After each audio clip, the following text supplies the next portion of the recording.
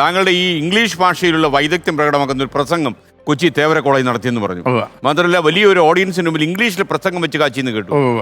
അത് ഏത് സാഹചര്യത്തിലാണ് അത്ര ഒരു ആക്രമണം നടത്താൻ തീരുമാനിച്ചത്? തേവര കോളേജിൽ ഇംഗ്ലീഷ് അക്കാഡമിയുടെ പരിപാടി പ്രോഗ്രാമിന് ഇംഗ്ലീഷ് അക്കാഡമിയുടെ എന്നെ ഗസ്റ്റ് ആയിട്ട് വിളിച്ചിരുന്നു.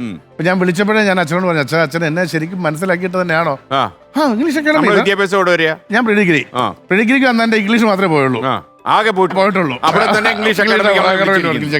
അപ്പൊ ഞാൻ അങ്ങനെ ചെല്ലുന്നു.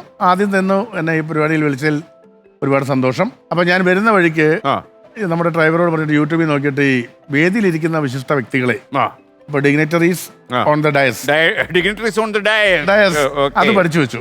എന്നിട്ട് ഞാൻ പ്രസംഗിച്ച് തുടങ്ങിയപ്പോൾ ഞാൻ പറഞ്ഞു, ഇംഗ്ലീഷ് അക്കാഡമിയുടെ ഒരു പരിപാടിക്ക് വന്നിട്ട് ഞാൻ മലയാളത്തിൽ സംസാരിക്കാൻ ഒട്ടു വെച്ചതല്ല, ഞാൻ ഇംഗ്ലീഷിൽ സംസാരിക്കാം തീരുമാനിച്ചു.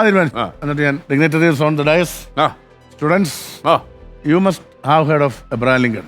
Oh. Yes, I must have heard of Abraham Lincoln. Okay. Abraham Lincoln is famous president of USA who put an end to slavery and brought freedom to millions of slaves.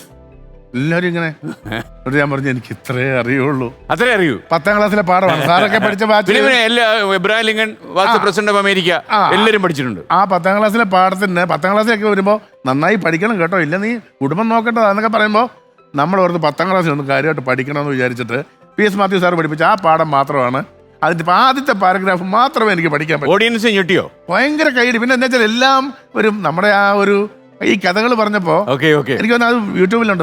അത് നമുക്കൊന്ന് നോക്കാം. നമുക്ക് നമ്മുടെ കിട്ടിയിട്ടുണ്ടോ? എന്നെ ബഹുമാനപ്പെട്ട അച്ഛൻ ഈ പ്രോഗ്രാമിന് വിളിച്ചപ്പോൾ ഞാൻ ചോദിച്ചാൽ എന്താ പരിപാടി? ഇംഗ്ലീഷ് അസോസിയേഷൻ്റെ ആണ്.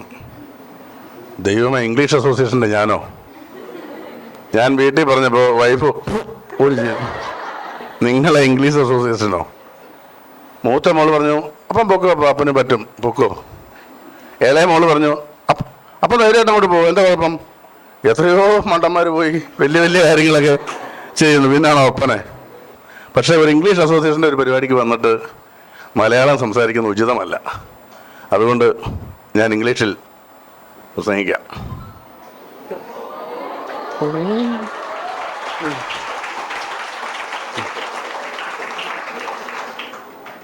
Dignitaries on the dais, teachers and my dear students.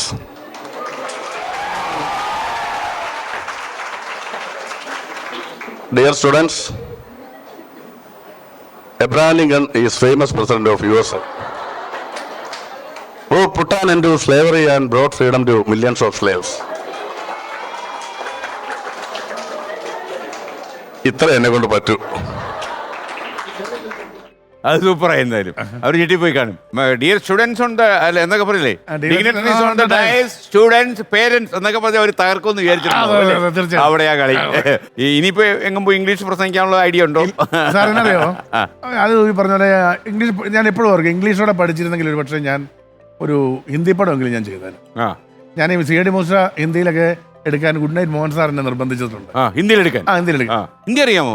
ഇല്ല, ഭാഷ അറിയില്ല എന്നുള്ളൊരു പേടിയും അതിലെ ഒരു അപകർഷതാബോധമാണ്. അല്ലെങ്കിൽ ഞാൻ കുറച്ചുകൂടെ വളർന്നു പോയാൽ ചിലപ്പോൾ ഞെട്ടിപ്പോയനെ.